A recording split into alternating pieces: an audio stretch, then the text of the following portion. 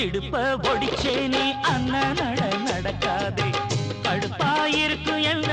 குத்தி விட்டு கிளறாதே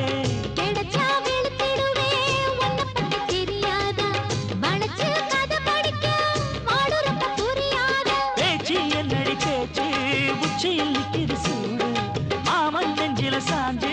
மன்மதல்லா வழி பாடு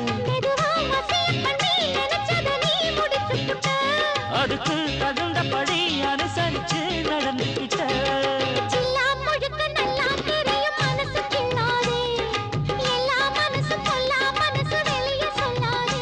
நீ விட்டாயகுருவே ஒரு பட்டா எழுதுவே